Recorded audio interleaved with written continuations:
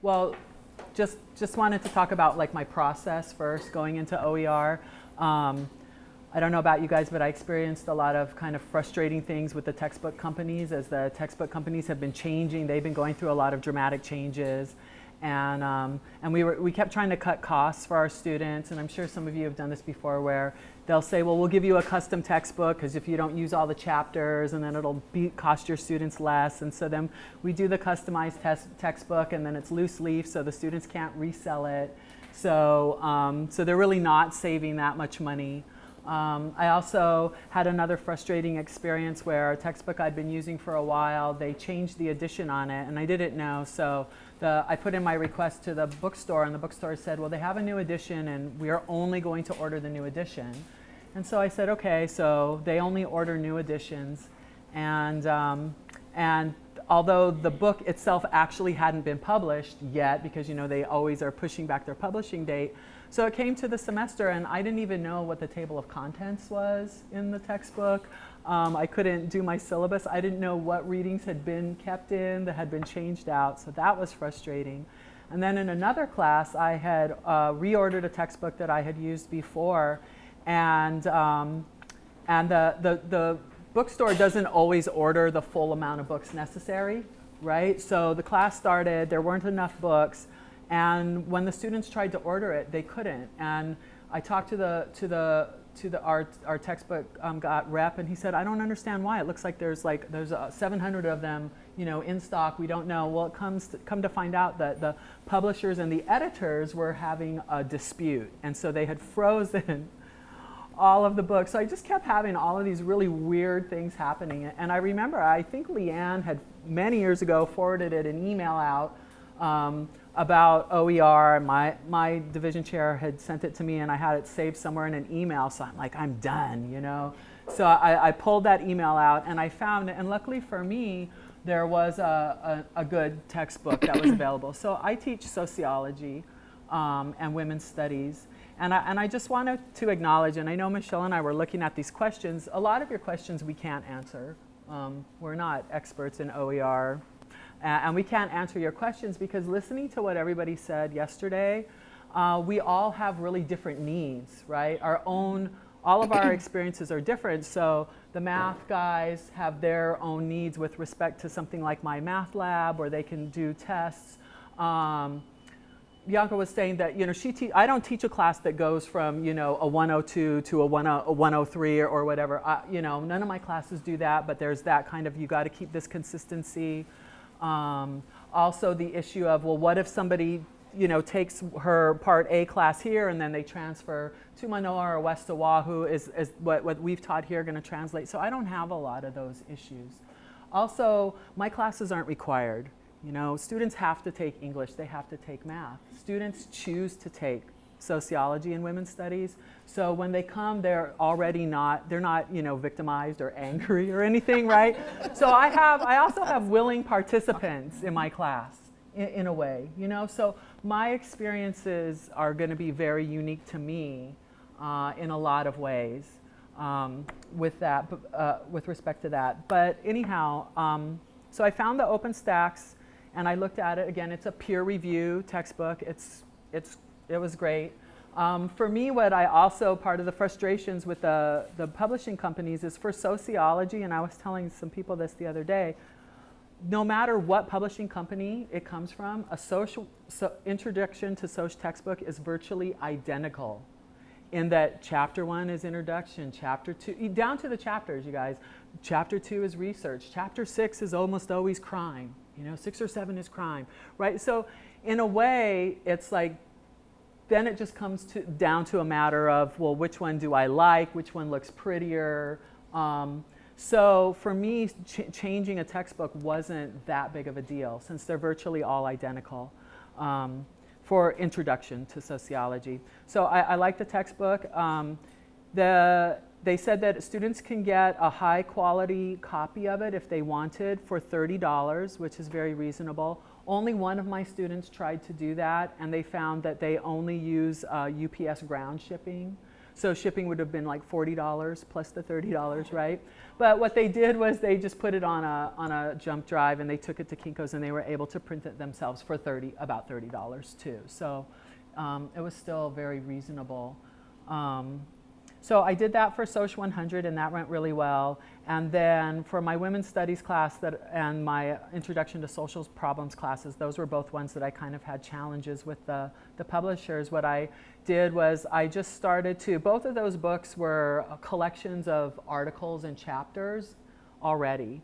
And so a lot of for women's studies, a lot of the classical writings in women's studies, yes, we have classical writings in women's studies, most of that stuff is already online for free, right?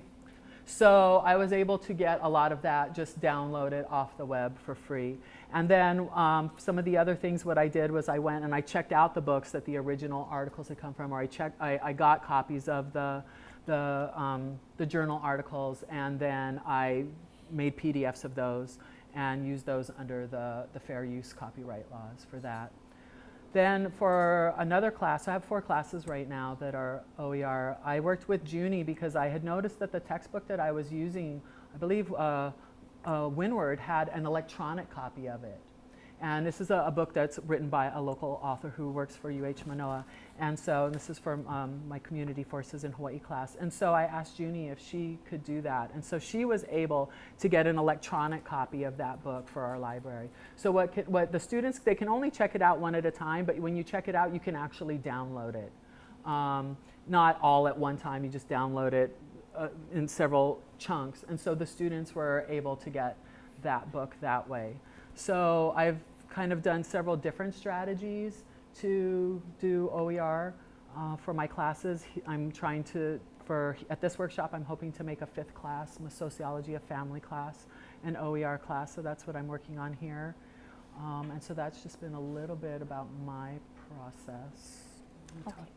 So unlike Jayne, I have the victimized, and I wrote it down, angry, reluctant participants, because I teach developmental and college level writing. So not everybody's favorite class. Right. And on top of that, I teach CTE specific, so it's for career and technical education students. So I have automotive, I have culinary, I have DMed, I have IT. In other words, areas where writing is not immediately relevant. So they come in hostile a lot of times. They come in with really horrible experiences with writing. So it's a very, and on top of that, they've already paid $1 million for the textbooks in their areas. Like for example, culinary, they gotta buy knives and it's like $1,000. And, you know, the huge manuals that are required for some of the other courses are just astronomical. I mean, they pay up to like $500. So they're already in the hole that way. So because, you know, a lot of students are on limited budgets, if they have to not buy a textbook, it would be English, because they don't really see the relevance and they intend to sell it back anyway. So like Jayne, I tried doing the old pamphlet version, and then it came out to like, I thought it was gonna be like $40. That's what I was quoted. But by the time it reached the bookstore and everything, it went up to like $60 to $70. So they saved maybe $30, but they couldn't sell anything back. So that went out the window. And then so, you know, I looked at Leanne's email also and I thought, OERs. And Wade had been kind of, you know, putting that idea in my head, and Junie's like, you ever tried OERs? You just think about OERs. So all of this kind of stewed, and I thought, I'm gonna try the OERs. And then so I did. So I'm just 1 semester in, so still kind of working out the kinks. But these are the things that I found. Out of my 40 students who are in an ALP class, so in other words, that means that they're in 2 sessions with me. The first session is English 100, and then half of that class, whoever places 100 can leave, and then the 22 students need to stay for another class period. So it's long, okay? They don't want to buy textbooks for 2 classes, so they were really excited when they heard that it was going to be free and online. And then I said, who has smartphones? And everybody pulled it up in the class. I said, well, this is going to be your textbook access. And they're like, cool! And then a lot of the students were commenting that if they are coming from culinary and from automotive and some of the classes that they start at 7 a.m. and don't get out to 12, they don't want to lug a lot of books around. So having this phone in their pocket was really good. And then many of my students said, yeah, during lunch, I just pull it out and I can read whatever I need to. So that was, you know, very positive for them. And so my reading comprehension, my homeworks, everything, just attendance, all that went up. And I think primarily it was because of the OER. You know, it made a difference. They were prepared for class. They were more willing to come. Okay, so from that, also, I feel like I'm in more control of my class design. Because the students were paying so much for their textbooks, I really felt obliged to utilize as much as I could from the book. And I found myself designing around that as opposed to the needs of the student. But this way, I can now pick and choose. And like, you know, I was telling Lani Ueno earlier, you know, what happens is with my textbook, because it's for CTE, it has a business component.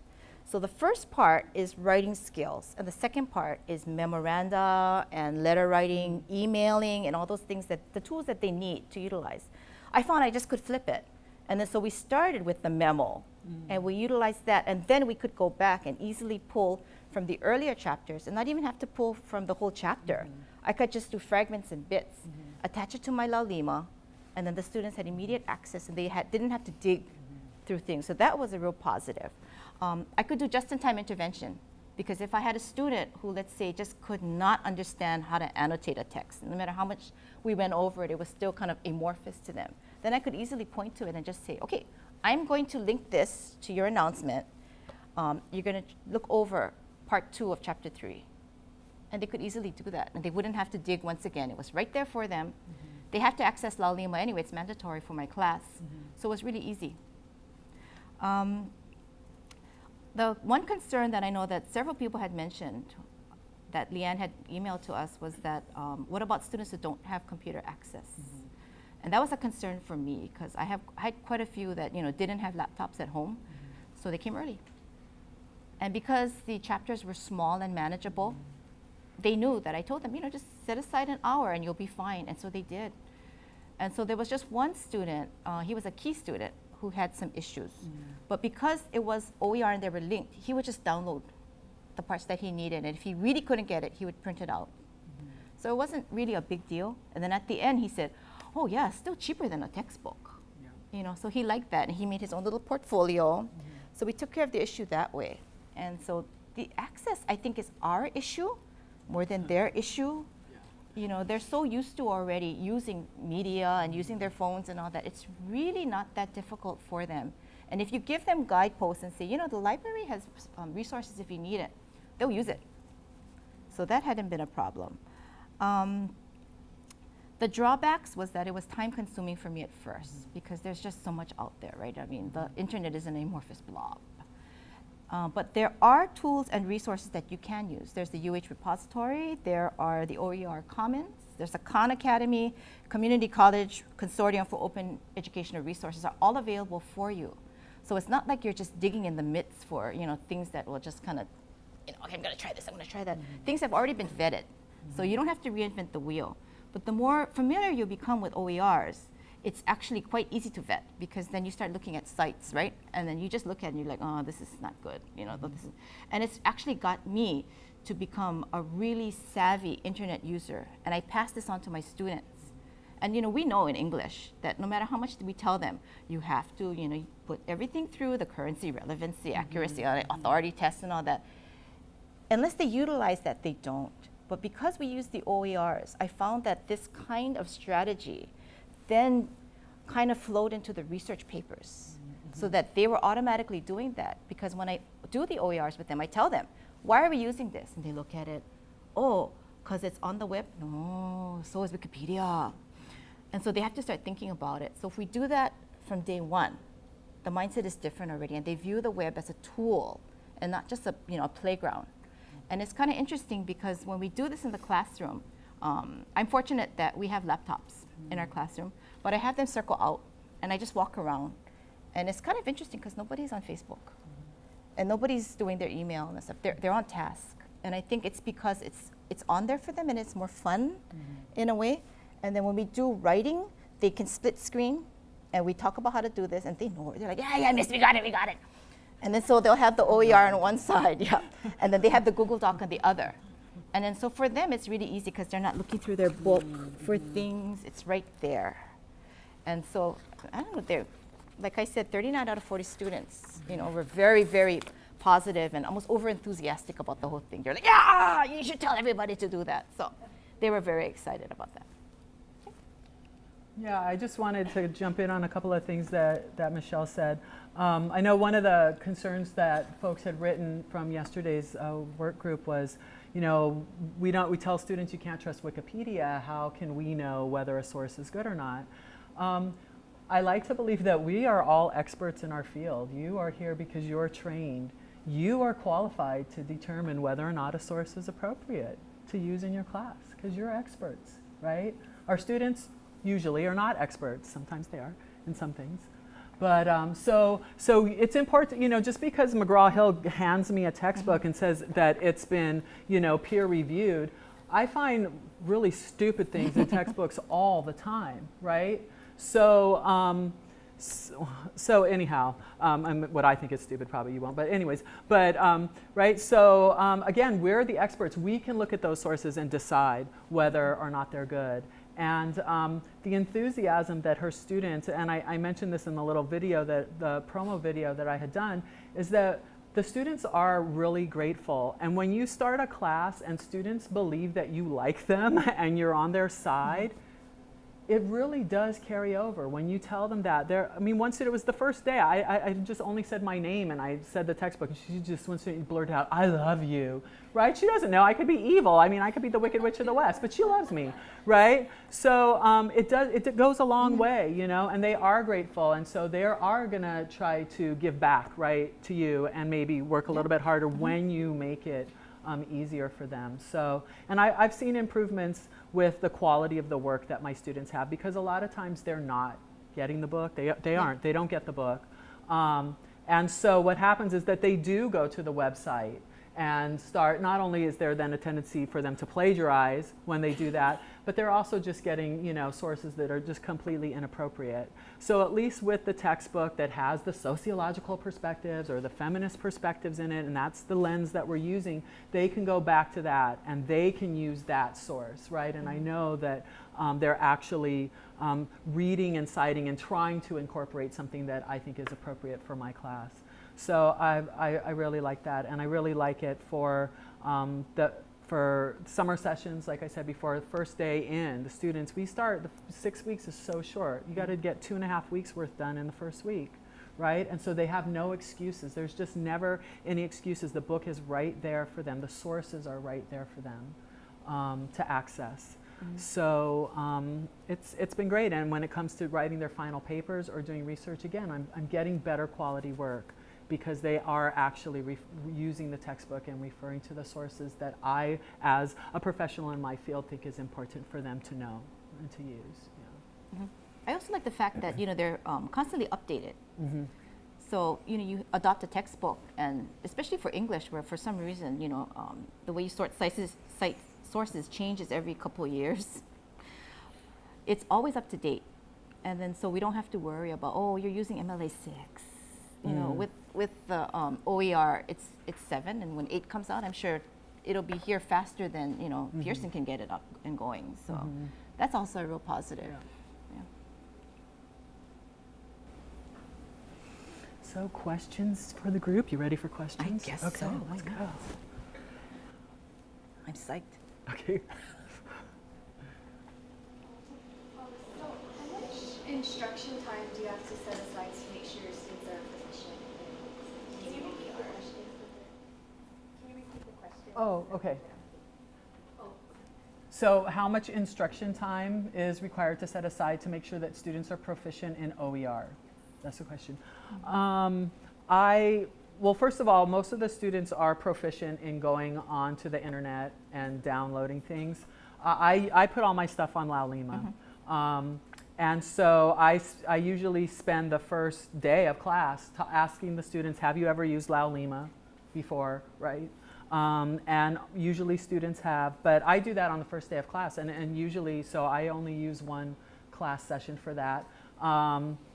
I kind of role model that maybe the next time I'm in class, I'll, pull up my Laulima, it's projected there, and I'll say, okay, so remember guys, under resources, here you can find, this is the textbook, or this is where the PowerPoints are, these are where the notes are, remember the readings are in this file. So I kind of, I kind of do it as I go along each time until they get it, but really not a lot. What about the non-traditional students, the order students that are For those, again, not that much. They might email me or they might be confused, and then I just walk them through it, or next time in class I'll spend a few minutes, but I haven't found that I've had a lot of problems with it. A lot of the videos, a lot of you were concerned about broken links, and that is an issue, right? And I'm sure all of you have that perfect video clip, from The Cosby Show or something random that you love to show in your class that illuminates something, and then it disappears, right? So I've taken, again, a lot of investment time myself. I've made MP4 files. There's free video clip converters. All of those things, those links that I use, I download all of them. I save all of them, and then I've uploaded them into Laulima, first for myself, but now I'm just going to put them in there for the students too. And so I can always access those. So I haven't had any students yet have concerns about that. One thing I do use that I haven't talked about, and this is for my online classes, is I use iTunes U, and I don't know if anybody does that. So I use that for videos because sometimes I like to have students watch an entire video. And so with the iTunes U, and I'm sorry, this is going to be video recorded. I may be infringing some copyrights. I'm not sure. I'm pretending that I'm not. I'd like to believe that I'm not. So what is a movie that I like to show is like Trading Places. It's an old movie. It's great in sociology and for crime and deviance and a lot of other things. But I upload that on iTunes U. Our campus has that video in the library, so I've had it converted. I put it up there, and so only students in the class have access to that file. So you have to work with iTunes U guys, so they feed all the Laulima students into it. They have to go into iTunes U. They have to get an iTunes account, which is free, right? They have to download that, and then they can download those videos and watch them live streaming. They can never save a copy of the video or redistribute it. And then once the class is over, they don't have access to that anymore. So I think I'm being responsible with respect to copyright laws, but the iTunes U, a lot of students have trouble with. It's kind of cumbersome. So at the start of the semester, there is a little bit of dancing and finagling and going back and forth and talking to the iTunes U guy and talking with them to get that to work. But some of them, they're so great. The students are so great.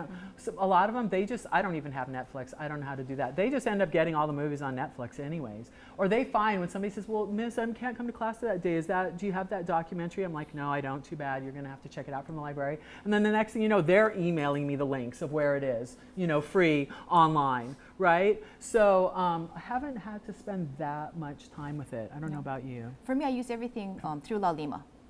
So with that as the portal, it's no problem at all. So then I attach them to my assignments. I put them on announcements, and I also have it in the resources. So in case anybody's absent or can't find it or needs to use it for papers after the assignment has closed, it's easy for them, and they know where it is. So I have all my chapters broken up, and it's all there. So it's easy access for them. So it hasn't been an issue. So as far as prep time, maybe half a class, and that's it. And they're like, oh, we got it. And then so actually I'm going to read you one of my students' comments. No textbooks required, exclamation point.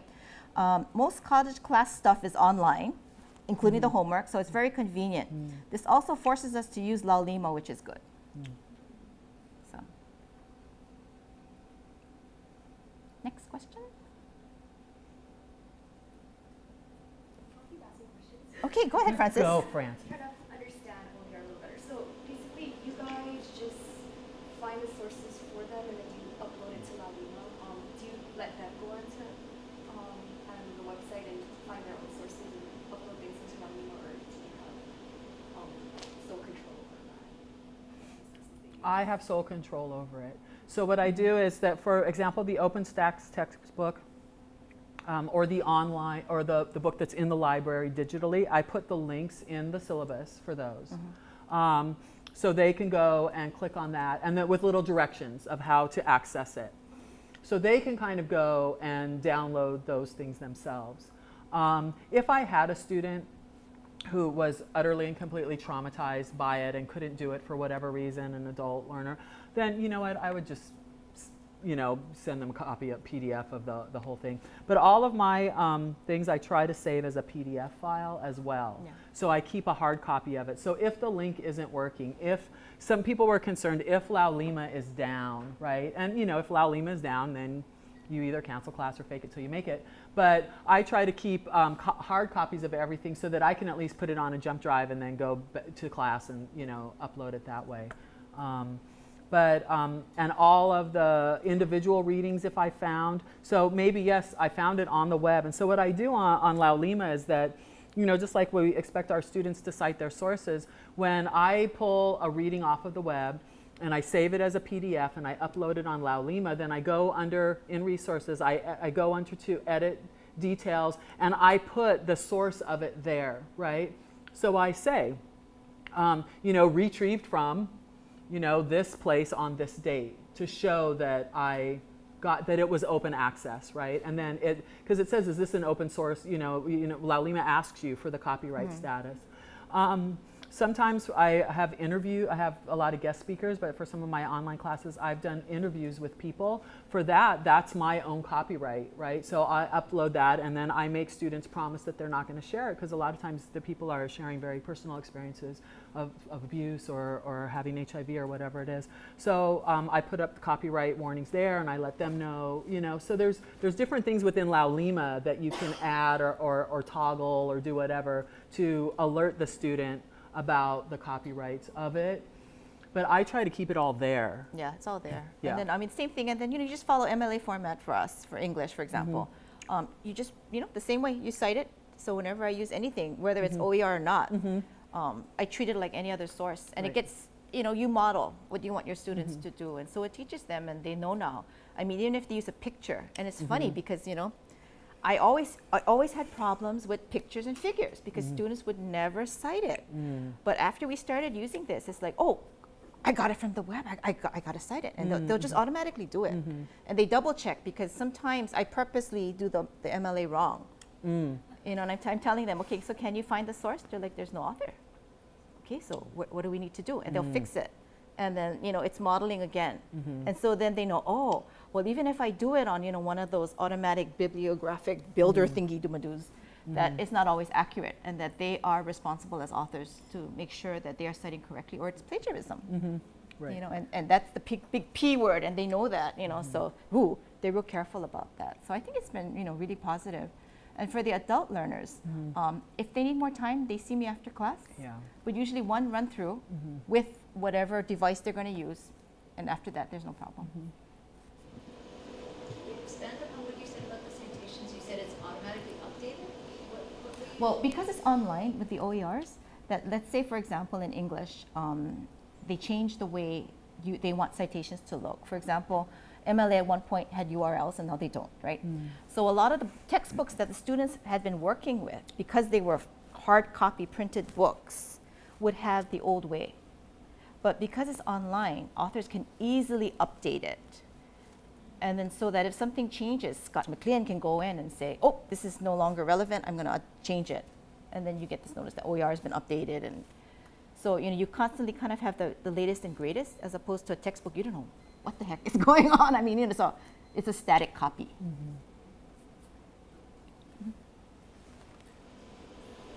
A question about formats. So as far as e-formats are concerned, PDFs have been working pretty well for you, it seems. Yes. And if they're PDF, they can annotate it. And they can put comments. And they can save it. So that's been real good for them. And it kind of mirrors what I do in Google Doc anyway, when I add comments and all that.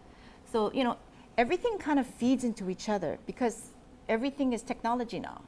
So just as they have to be able to utilize it, I think we do too. And because we both mirror what's going on in the class with the textbook and everything else, I think the learning becomes easier. It's more transparent also for them. So it's not as intimidating, and they know, okay, just as when I submit to Dr. I, she is going to put comments. When I read a text, I need to also put comments. Jenny. So have your students had any trouble when they are annotating? Was that something like you're used to? Students are used to annotating paper. They know how to do that. Well, most of them know how to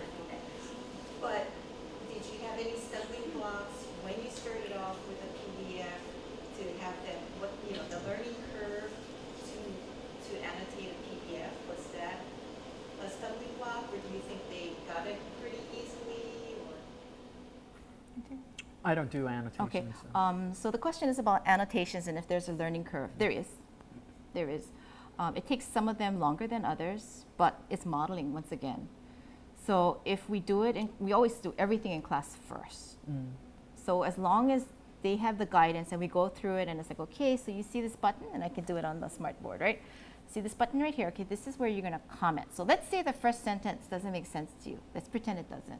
Okay, so we're gonna put a comment in. Okay, so do that right now. And then they do it, and then they go, oh, okay, okay, okay. And then now we're gonna save it. Okay, so you got your PDF, now you're gonna download it, email it to yourself. So they do that. Okay, now open it up. And they look at it. You see your annotations, they're like, oh, done.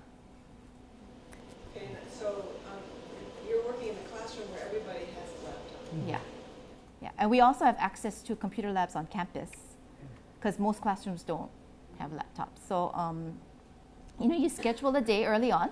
Be sure you get yourself locked in there, get a date, and maybe 2 back-to-back class periods, and just go through everything there, and then have them do a lesson with you. You know, where you talk about the text, you dissect the text, you annotate, you do split screen, and then they remember. You know.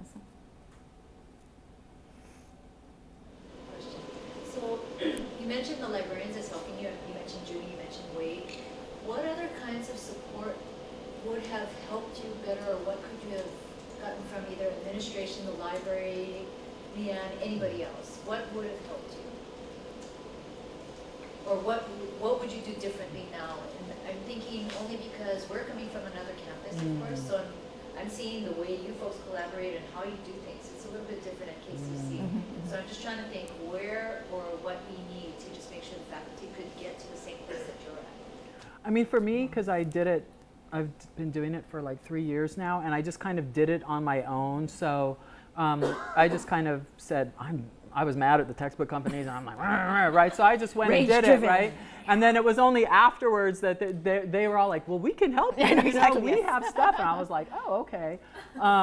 So, you know, and also we have a lot of independence. I know, again, when I was at Windward, all of the sociology instructors were expected to use the same book, right? For various reasons. But here, I don't have to use the same book. My division chair is very hands-off, right? So again, I have a lot of leniency. So I could just say, you know what, I'm going to do it the way I want to do it.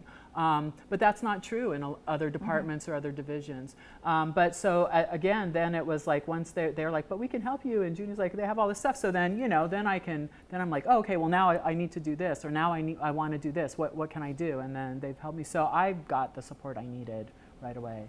Yeah. If you do have a mandatory textbook, a lot of the OERs do have print form. So that's not, you know, you could sell it that way. But as far as staff support, I mean, yeah, we are so blessed. I mean, we are just, it's amazing the kind of support that we have. First of all, with academic freedom. And then these guys who come in and tell us, hey, have you ever thought of this? And you're like, no. And when I met with Leanne and Wade, you know, this was already at the end of the semester. I said, you know, the one thing is that the table of contents is not tabbed and not linked. So dang, I'm having to tell them, okay, we're going to scroll down, or I'm having to chunk. And then she was like, oh, I can break it up for you. Oh, okay. So I would have done that ahead of time. And the librarians here do an awesome job with something called LibGuides. And I don't know if you have that at KCC.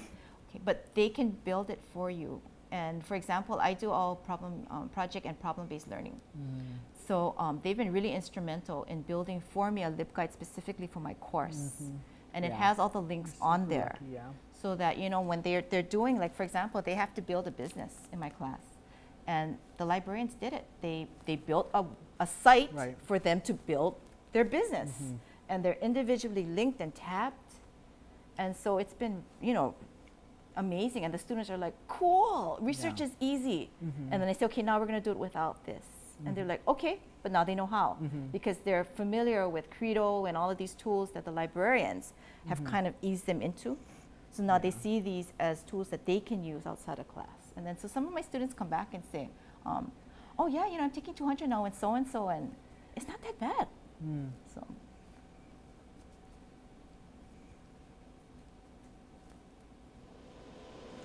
So this question maybe not exactly to you, but maybe you've got an experience.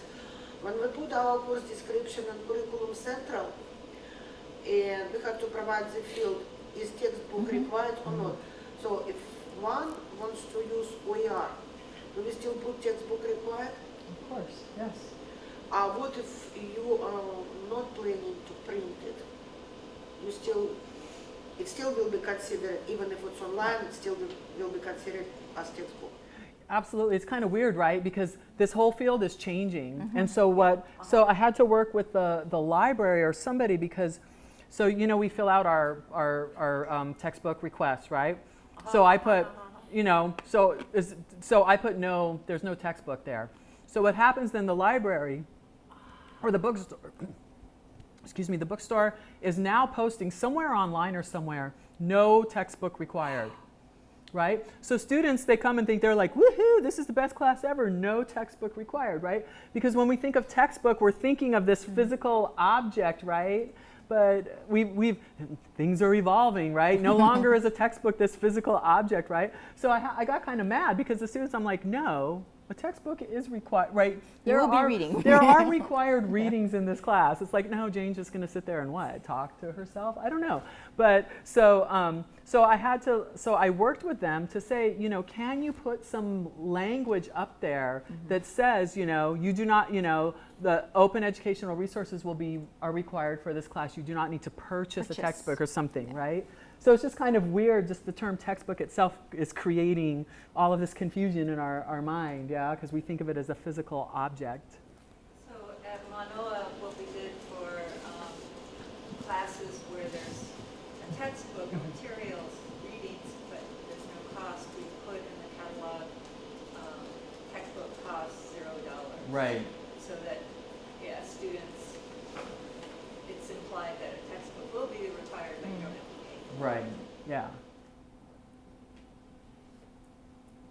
Because again, too, for one of the classes where the books that I had used before were, like I mentioned, were actually, it was an anthology of previous writings or excerpts from things, right? So now I just have all of those individuals. So even that in and of itself, it's not even an online textbook, right? It's a whole bunch of readings, and yet those are required readings. They are the equivalent of a text, right? They are scholarly, they are peer-reviewed, right? So, yeah, it's just interesting. So are you finding that when you talk about your experiences with making your classes textbook cost $0 for students, are other faculty going, oh, that's a really great idea, or I should do that? I know you had influence on Michelle. I don't know, did I? Yeah, you've been using it for years. Oh, You're awesome. I didn't know. Dr. Michelle, I influenced her. Well, yeah, so one of my other, I think I know my other sociology, women's studies colleagues, both of them, I know one, she's social only, she's gone over to The dark side? Yeah, the textbook. And she was actually the one who just emailed me and said, Jayne, did you know there's a second edition up, right? So I didn't even know that. And I was like, oh, yay, great. So I got to update, my materials for that and download the new version. And then also my women's studies colleague, too, she's been doing the same thing, too, with women's studies. Again, a lot of these individual readings and just putting together things. And I guess a lot of us in grad school, maybe you had professors who did that anyways. Remember, we'd have to go buy like the big packet. print packet of it, right? So I think so. I've talked to some of my other colleagues and mentioned it, and so some of them, though, they've said that, well, I've looked at, some of the sources and no, they don't meet our needs, or there's, there's only one chapter in there and there's nothing else, and I don't have time to write the whole thing myself. So, because for some of them it doesn't work, but for some of them it does. Yeah. Similar in English, it's intimidating, and if you're not born into the technological age, it's even more intimidating. And if you've been teaching with the same textbook successfully for the past 20 years, it's even more intimidating. So has it been an easy sell? No. But the ones who are willing to do it, I think really find it a good way to do it. Some people just supplement, which is also something that you can do. You don't have to go all out, Right. or you can do a hybrid for yourself. Right. And I think that's a good way to kind of ease in. But as far as buy-in, yeah, it's hard. I mean, it's, especially in English, right? We're there because we love books. We love text. We love the feel. They smell. What the smell? You smell the pages. You know, that kind of stuff. And you don't have anything tangible. You know, so yeah, it's not for everyone, because you know, ultimately, if you feel like you're not in control of the textbook, I think it kind of shows in the classroom. So you want to get to a point where you're comfortable enough that you can then become the expert in the field of the textbook as well as the discipline that you're teaching. And then there is a learning curve for faculty also. So in my conversations with faculty at Kaplan-Mani, and they're just getting used to the idea, and they go, sounds like a lot of work. Now I know it differs from case to case as to how much work is involved, but if you were to give a magic estimate as to what it took for you and what it took for you, and to give me a magic, like, you know, I don't know, 120 hours, 500 hours, or 6 weeks of intensive work, or I don't know. Well, she started from scratch. That's a good question. So. You know, and maybe it was just because I've been in the system for 10 years, but for most of those years I worked on grants and student services, so I was lecturing on the side. And so what would happen is that I would be asked 2 weeks to cover a class that I had never taught before, right? And so all of a sudden I am just doing I mean, we all know how hard a new prep is, right? And so I had been kind of already living on just doing new preps. So I think I was kind of used to that. Like if I had been teaching, and we were just talking with Wade about this morning, I don't know, right? I'm going up for tenure next semester, right? In 20 years, am I going to be like that old crotchety person who wants to use the same textbook? Maybe, right? I don't know, right? So I don't know if it would be, if I had been using the same thing and teaching the same way, how much. I know that when I've taken over classes, you know, that I had never taught before, and were, you know, especially I have a background in public health. I had taken over a 300 level public health course, a 400 level women's studies biology, also cross-listed biology class. What it was is I figured out that it took me 6 hours per lecture. So 6 hours to read the textbook and understand it myself, and then to translate that information and to create a PowerPoint and to create the assignments. And so for something like that, that was a big learning curve for me.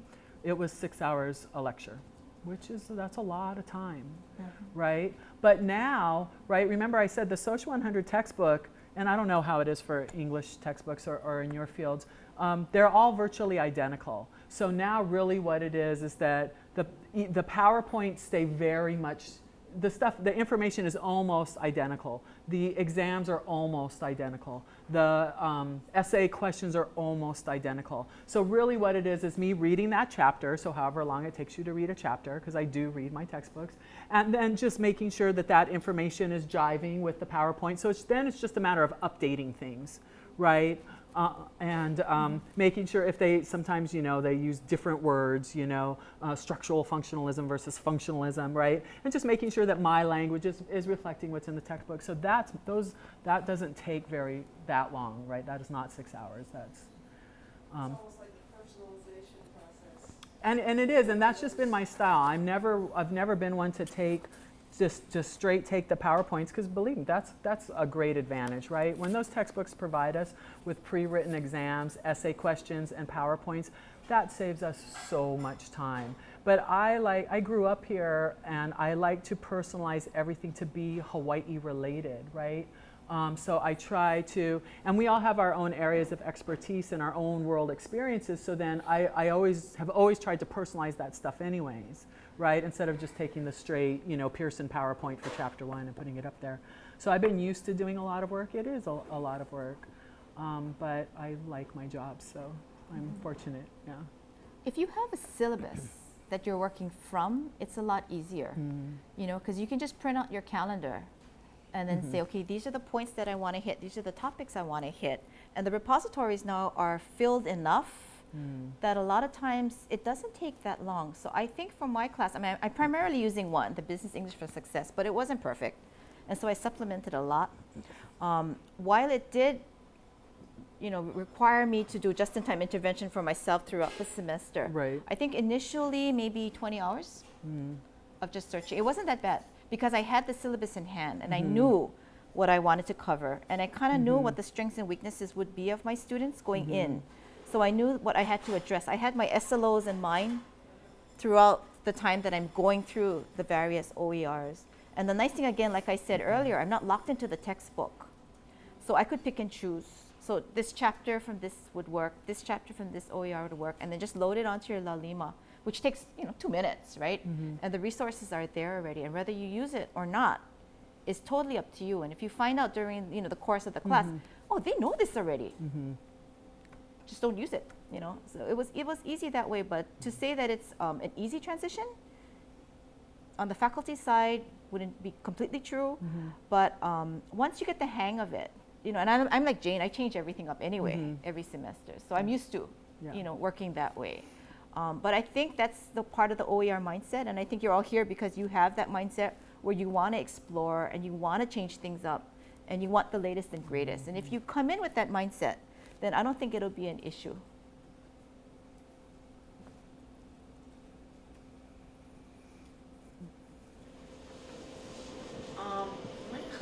May I ask you, did you have students who were unhappy to have textbook as OER? And if yes, what kind of complaints did you have, if you have had any? For English, what's hard is when you get to the research paper, you're pulling sources, right? And you have all this, usually you have all papers around you so that it's easy to write. So for some students, that was a challenge because now you got to work split screen or you have to work from your phone and a computer. So there are issues with that. But a lot of OERs also have PDFs next to them. So they ask you if you want to download it or if you just want to view it or if you want to have it downloaded as a PDF. So some students would do it that way. They download it, then they print it out, then they have it with them. But they don't, I try to teach them to use various resources. So with that kind of mindset in there, I think they're a little bit more open because they're going to go to the web anyway. Yeah, I think there was one student who did want that hard copy and they wanted to write, and that was the one who I had learned. That's the one who told me that, oh, it's $40 for shipping your $30 textbook, right? And this was an online student. He was an older student, right? And so but then I said, oh, but I told him, I said, look, this is new. I've never done this before. Let me know how the process goes, right? So then he becomes the expert in it. And then he was the one who said, yeah, so I tried this and blah, blah, blah, and this is how it went. And then he said that he finally just put it on a jump drive and took it to Kinko's and was able to print it for $30. So then I was able then to share that information with the rest of the students. So I let them know, how it works. But haven't had too many. One of the things that I do is that I do lecture from PowerPoints a lot, and so I actually put my PowerPoints up on La Lima, and the students can. And so what I tell them to do is that to either download or to print those and to use those as their notes, right? So because I've already extracted the information that I think is important, and so that's where students are writing and taking notes. One of my classes, it is the final exam is a open book, open note class, and so you will then see the students coming with their piles that they've put together of the printed PowerPoint lectures with all of their notes that they've written, along with along with the hard copies of the readings. So I haven't really had too many concerns with it. I know somebody had mentioned that they were concerned is using OER an excuse for students to goof around on the laptop. And you said you've noticed that they don't, and I've noticed that they don't. But also, I personally don't care if students, if someone wants to pay me hundreds of dollars to ignore me, that's their business. I mean, it shows in their grade. So as long as they're not disrupting the class, really, if you're going to ignore me, that's, what, I'm not going to police you. What are you, if they're sleeping in class, I let them sleep, so that's on them, so I don't worry too much about that. But yeah, usually they're really engaged and they're really excited, and so they're not goofing around, has been my experience. And your lessons have to, you have, for me, because I don't like them to do those things, like no shopping on Amazon, because you better buy me something if you are. I make the lessons so that they have to turn something tangible in at the end, whether or not it's a PDF drop or a Google share or something. So they know that they have 20 minutes to produce Right. something, so they don't have time to shop and at the same Right. time read. So Yes, they're really great multitaskers. they are. They're super at that. So they know that at the end of they have 20 minutes, so they can't do the shoe shopping and fill out the worksheet and analyze the text at the same time. So it keeps them, Yeah. on task. We do a lot of group work. In group work, they're Yeah. not allowed to do that, Yeah. but because And that's they disruptive. they but- snitch on each other too. Yeah. Miss. Yeah. So peer pressure. So, Jayne, have you used with the OpenStax textbook, have you used the accompanying PowerPoints and test banks and that kind of thing? I didn't know they had them. I don't So because the answer I'm sorry. is no. I don't because the students also know they're there. Yeah, so there's add resources, the additional resources. Oh, okay, yeah. I There's didn't know. the test bank, you have to be a faculty member. I know I think TED Ed and some of those are open completely. So, and students know how to manipulate that Yeah. because my daughter Yeah. has several courses in high school that the teacher has been doing that, and there's a secret code, and they have hacked it. Yeah. Yeah, in OpenStax, there are additional materials that you can get as a faculty. Oh, okay, yeah. If you log in Mhm. and are okayed by OpenStax, Mhm. as a faculty member, then you get the PowerPoints and Oh, cool. test banks and whatever else. Yeah, like I said, I didn't really need it because for me, since the Social 100, it was just a matter of tweaking. If I was doing a totally new textbook, then I would definitely want to explore that for sure. But it can also be a template for you. Right. You don't have to utilize everything that's on there. Just kind of tweak it a little bit. Yeah, and the PowerPoints are easier to exchange images, that Right. kind of thing. And for the textbook too, you can just go in and I just cut and paste some of the pictures from the textbook and put them into my PowerPoints too. I've done that, right? So then the students are making the connection, that way too. I mean, that's what you can do when it's all online, right? So, yeah. And you're allowed to do it. You're allowed to do it. Right. Yeah. But that's the big thing, the conversation with them, that this is an open educational resource as opposed to a copyrighted document. I mean, you make that clear and you say it over and over and over again so that they realize that it doesn't mean that everything up there is for grabs. Final question? If not, we'd like to thank you guys. Hey, thank you guys.